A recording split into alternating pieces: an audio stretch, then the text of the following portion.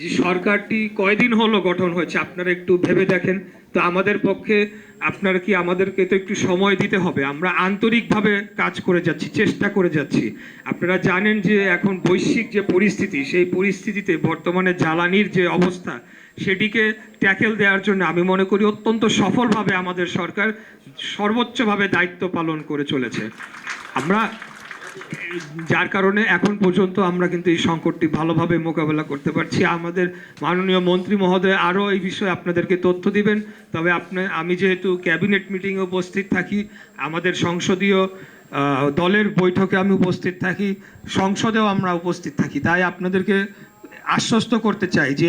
অন্য যে কোনো সরকারের তুলনায় আমরা মনে করি বাংলাদেশ জাতীয়তাবাদী দল এই ৩০ দিনের মধ্যে এই সকল সংকট মোকাবেলায় অত্যন্ত সফলভাবে দায়িত্ব পালন করে চলেছে তবে আমরা এখানে বলছি না যে আমরা অত্যন্ত সন্তুষ্ট আমরা প্রতিনিয়তই আমাদের মাননীয় প্রধানমন্ত্রী জনাব তারেক রহমানের নির্দেশে তার নেতৃত্বে আমরা প্রত্যেকটি সেক্টরের যে সমস্যাগুলো সেগুলো বিষয়ে আলাপ আলোচনা হচ্ছে সংশ্লিষ্ট মন্ত্রী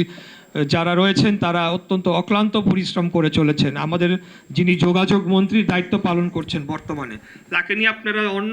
অনেক কথা বলতে পারেন কিন্তু আমি মনে করি উনি অত্যন্ত সফলভাবে দায়িত্ব পালন করেছেন কারণ আমাদের যে ক্যাপাসিটি এবং আমাদের যে সক্ষমতা তার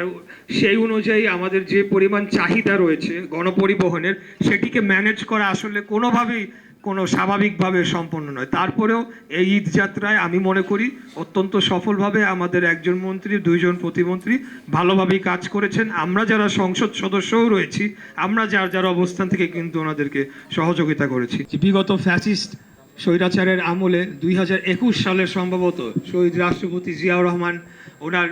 যে খেতাব বীর উত্তম সেই খেতাবটি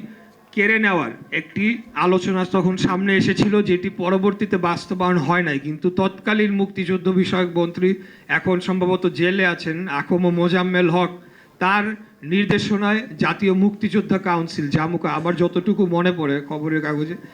তখন এই বিষয়টি উত্থাপন করা হয় তার প্রতিবাদে বিএনপি আমরা এই প্রেস ক্লাবের এই যে আজকে আমরা যেখানে মিটিং করছি এখানে আমরা একটা প্রতিবাদের একটা বিশাল বড় একটা প্রতিবাদ সভা করেছিলাম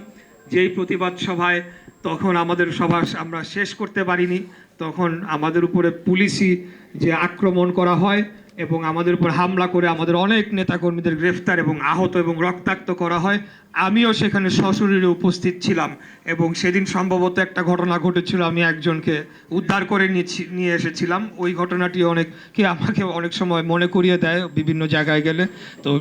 যার কারণে আজকের যে আলোচনা সেটার সাথে রেলেভেন্ট দেখে আমি বিষয়টি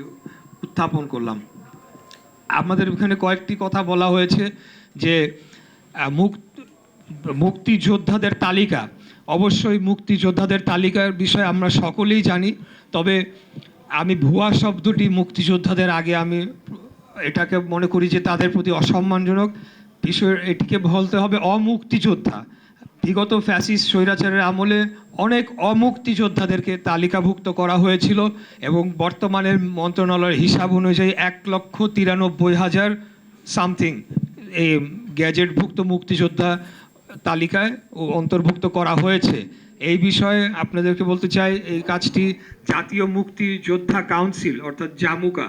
এই সংস্থাটি করে থাকে তারা যখন মন্ত্রণালয়ে সুপারিশ পাঠায় তাদের সুপারিশের ভিত্তিতে গ্যাজেটভুক্ত করা হয় অথবা গ্যাজেট বাতিল করা হয় আমরা মাত্র 30 দিন হলো আমরা সরকার গঠন করেছি তো এর মধ্যেই বেশ কয়েকটি আবেদন এসেছে কয়েকটি গ্যাজেট বাতিলও করা হয়েছে এবং 2-1জনকে অন্তর্ভুক্তও করা হয়েছে তো আমরা বলতে চাই যে আগামী দিনে অবশ্যই আমরা এই বিষয়ে জোরালো পদক্ষেপ নেব কারণ আমরা মনে করি যে